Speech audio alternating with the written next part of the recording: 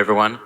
Thank you very much for being here on the last talk. I know it's been a rainy and big day for you guys. So my name is Tom. I work at a company called Nillion. And to be honest, I will not be talking about Nillion as much today. I want to talk around consumer AI products and privacy. So just as an introduction, I do developer relations. I came from a marketing background in social media and then moved into software engineering, and then here I am. Previously, so what Nillion does in layman's term is orchestration for cryptography primitives. So PETs, MPC, and TEEs. And previous to that, I worked at a company called Wallet Connect, which is a very big layer in connecting dApps and wallets.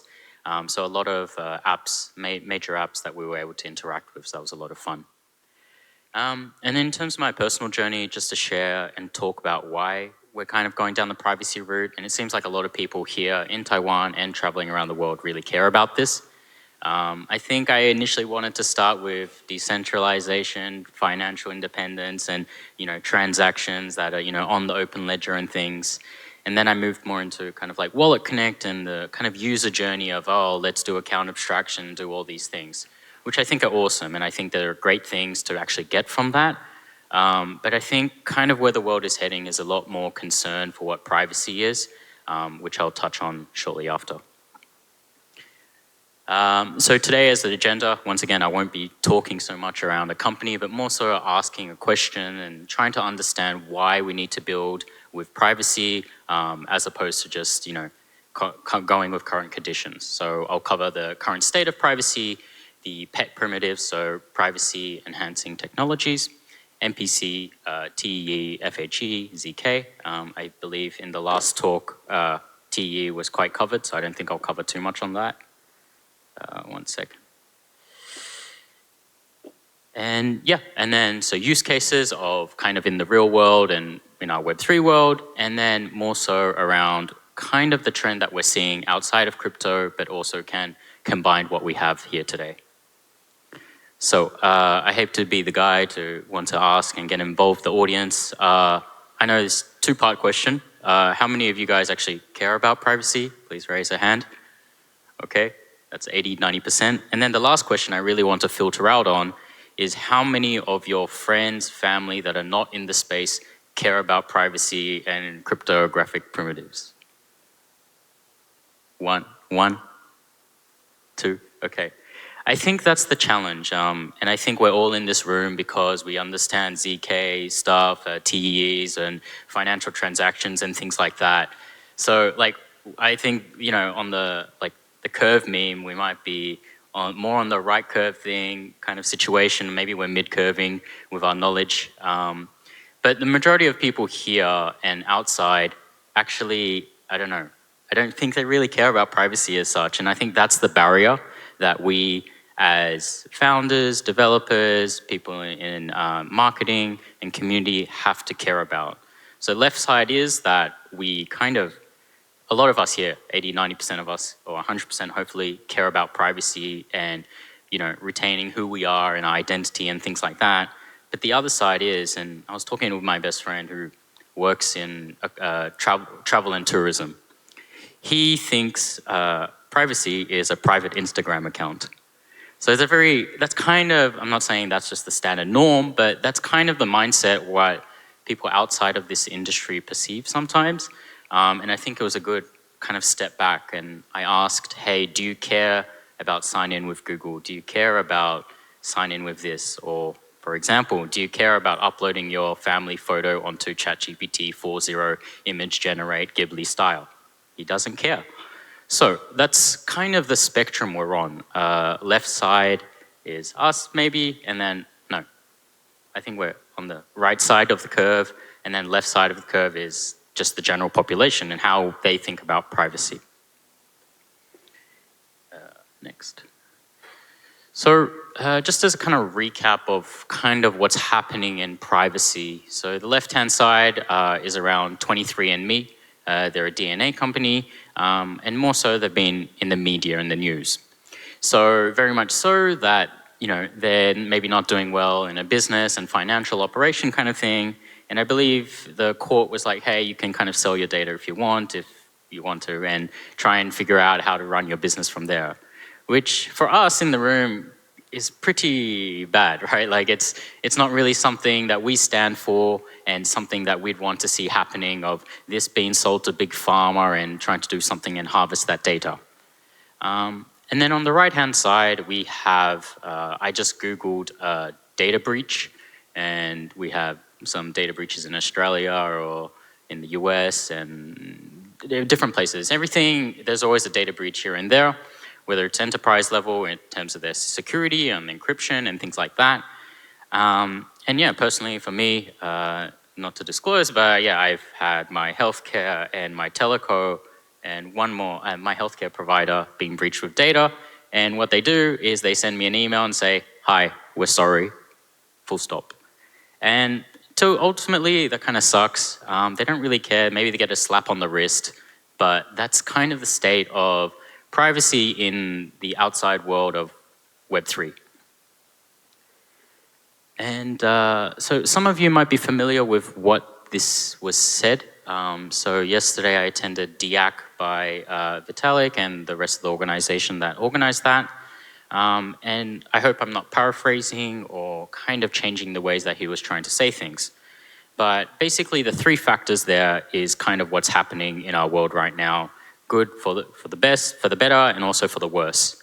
So mass communication is, say, how we're so hyper-vigilant and global citizens and we're all connected. But then AI, I love using AI, but also it's kind of scary and I have existential crisis every single day. And then we also have biotechnology, so things like COVID really showed us that with hyper pandemics and the kind of situation that we live in. And then the underlying quote here is centralized security is a source of risk. And I believe he had a really good diagram to kind of all assist this kind of quote and statement. And that is because I'm not saying privacy is going to help, mitigate the risks that come with those three factors below, but there are many elements of having secure databases and authentication and different ways to approach our identity that really matter with things like AI, previously mentioned around TEs, LLMs, and things like that, around mass communication. My normie friends, I shouldn't say normie, my normal friend, is concerned around social.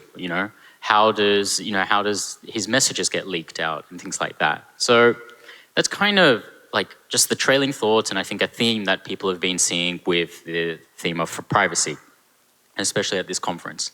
And I feel like I really like this conference and people I met here because it is very cryptographic and privacy friendly. And what we have here is kind of an opportunity to kind of talk about that, which I really appreciate. So this is something I will come back to, and this is pretty much the only takeaway I want from my presentation today. I think about this iPhone or Android toggle, and a lot of the things that we do is pretty much on the left side of public, and we just have everything public facing, data breaches and things like that, and then, all of our socials are kind of on the public and things like that. But I really want us, for the people in the audience, I assume quite a lot of developers, is that I really want us to start kind of toggling the private mode. And the thing is, it's actually not that hard right now. I think if you go back 5 years around ZK and all these other things that these privacy preserving technologies provide, is that it was a kind of bit harder. Even go back 20 years ago, it was much harder. So I really want this to be the only takeaway if you do remember what I talked about. And to kind of go on the theme of what privacy enhancing technology, it's a great acronym. I was going to put some other dogs, but this is the first thing that came up of pets, anime. And then there is no relation towards any of these characters and the cryptographic primitive, but I just did it for convenience. So hopefully that makes things a bit more memorable. So this, I linked it below. It was a Mirror article I wrote a few months ago around pets. This is currently the current ecosystem. I'm sure a lot has changed, and I definitely met a lot of people in the conference that should be added onto here. But this was a quick ecosystem map, and it's kind of what I like to do whenever I enter a new not industry, but different niche, especially in the space, whether it's in AI or something like that. And we have the MPC, FHE, TE, ZK, and we have a subsection for MPC wallets. And a lot of us here on this map and many more extended are really doing awesome things, and which I will tie into AI. But yeah, everyone here on that map and furthermore are doing amazing things. And this would have been a much emptier map 5 years ago. So a lot of progress is starting to be made. And for those that know of him, David Chaum is a godfather, an OG in the cryptography phase. And can anyone, or maybe I won't subject you to the audience, but this was written 40 years ago in one of his papers. And the highlighted part of tapping into data gathered in everyday consumer transactions could secretly conduct mass surveillance, interfering individual lifestyle, activities, and associations. This was written 40 years ago. I think that's pretty wild, and you kind of look into that in the current state of things if we talk about and relate it to the things that was in the centralized risk slide. But once again, to iterate, it was done in 40 years ago, which really represents kind of the challenges that he foresaw within the community that have kind of fruition, which is a bit sad, but I hope it's not too late. And I'm not sure of the context, and maybe you guys had a lot more with TE in the previous slide, so I won't touch too much on these primitives, but MPC, if you think about it, it's just written on the screen, but the easiest way to understand the millionaire is with the millionaire problem. So we want to see who is richer. Alice, say, hypothetically has $1 million, Bob has $2 million. How do we reveal it and say one is richer than the other without revealing the amounts, even though I just did? And this is pretty much the easiest way to kind of visualize it. It's spread amongst nodes and then put together. TE, I think the previous person did an excellent job on it, so I will not get too much into it, but easier to remember, Face ID and other things allow it to do programming and run it in a secure, I guess garden is kind of like the way I like to think about it. Zero knowledge, I think a lot of you probably have a lot of context. These are the conditions that you would probably need to meet zero knowledge technologies, and to prove without revealing any additional information. And FHE, computation is performed on encrypted data without decrypting it first. So currently the way that we do it is that when you have to transport data, there has to be a decryption, but this allows for different things. FHE kind of took me a while to get my head around, so there are various parts of it. There's like partial homomorphic encryption and different things. But the article that I linked has a whole primer if you would like to learn a bit more about it. And I hopefully will not continue to keep using so many anime things to kind of visualize this, but this is kind of how I like to envision and understand the pet stage as 3-tier. Some people think we're on the stage 1. Some people think we're on stage 3. I think we're kind of stage 2.5. A lot of the crypto primitives in the history of cryptography were created in the 90s and 2000s in research and discovery, and even earlier. I would say that was probably like the egg phase. But right now, I feel like we're in the present of production-ready pets for usage and composability. And I think this is my last anime thing, so apologies.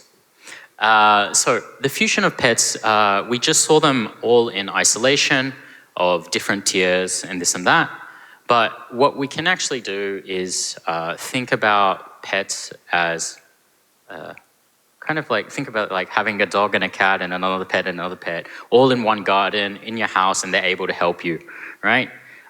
There's different composability that we need to think about with these different primitives. So TE, ZKP, ZK proofs, TE MPC. The one I like to spend more time thinking about is TE and MPC. So they're composable, and that's kind of the stage we're at right now. So hopefully this has given you a good primer into cryptography and the primitives of what's involved, so that I can tie it into the conversation towards the end around AI and consumer applications.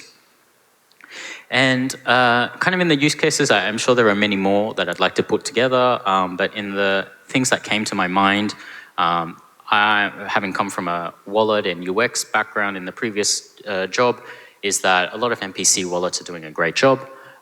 Just the three kind of like shares and shards, and then reconstructing it to sign transactions. In the ZK side, there's railgun, email, and even country-based identification to prove who you are, and also in MPC databases. So this is probably kind of a more cultural aspect within our space that I really want to nail in. Maybe it's more on a hot take or something, but I'm kind of sick of going around the crypto conferences and reading the slogans. We are an L1 powered by XXX, powered by this, and we can do 2 million, 3 million TPS. I think that's the wrong language.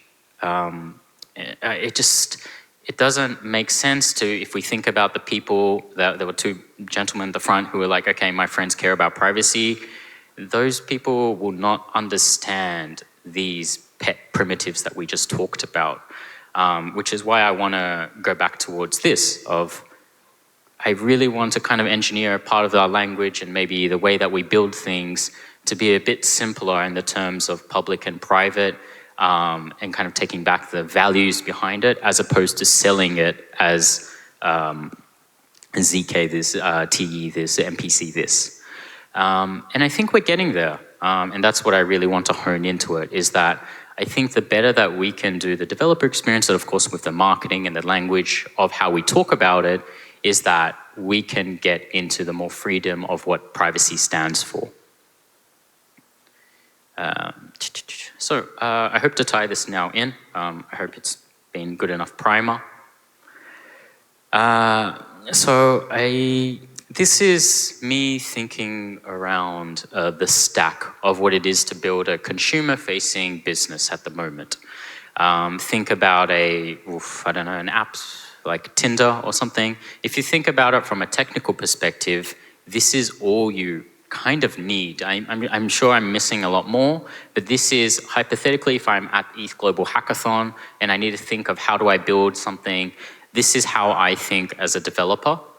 And right now on the right-hand side is some graphs. There is a very popular database called Supabase, which is heavily used by many developers. And on the right, I didn't put the label, but it's a company called Replit.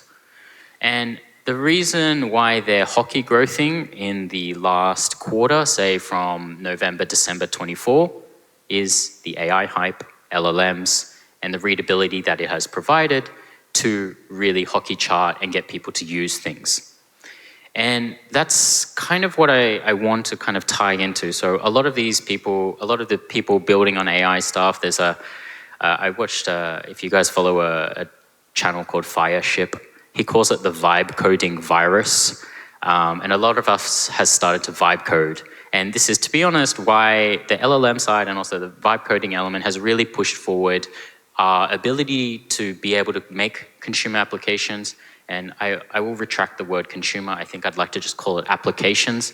I think in this industry, we've tried to be like, we're going to build the next consumer application that does this. Just call them apps.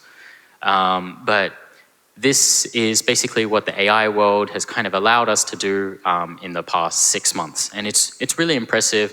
I encourage you guys to play around with it and see what you can build, even if you are from a non-technical background. So this is kind of the stack that I think of, and this is kind of what is being reused, and people are being able to really make cool things and cool projects. And what I want to think is this is the private mode of right now, we can really use the APIs.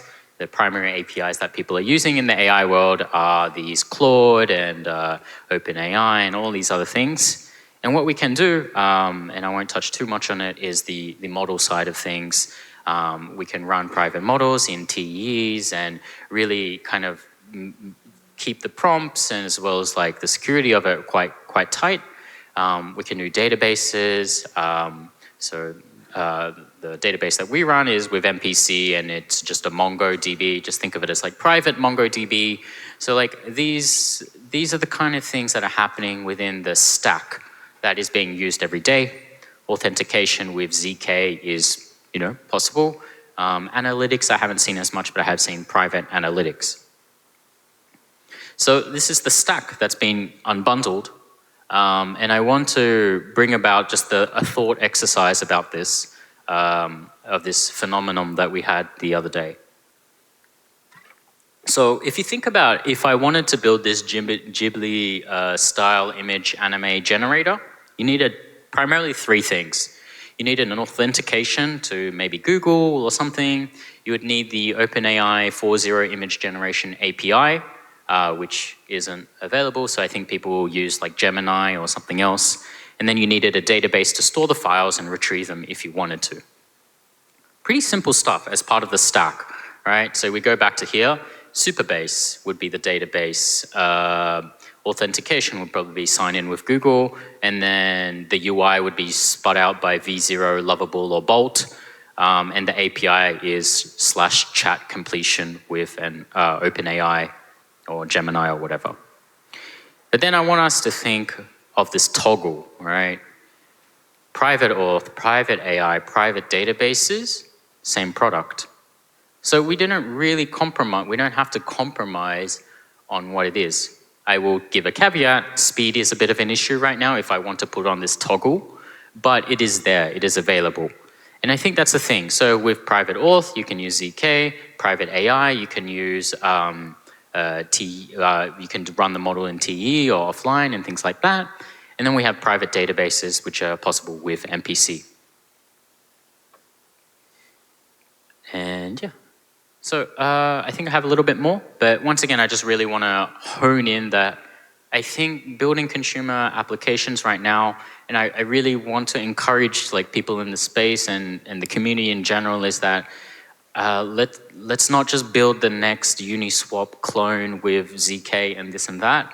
I think it's better that we start thinking of, okay, what is it that our friends want to use, and how can we just abstract it in public and private mode with the primitives that we have, because then people will care. Because think about it, like sign in with Facebook. I don't think I cared about it the very first time it came out, right? So we've gone into a very different stage of technology right now where we have to consider the need for the user if they want public and private. And I really want to encourage that.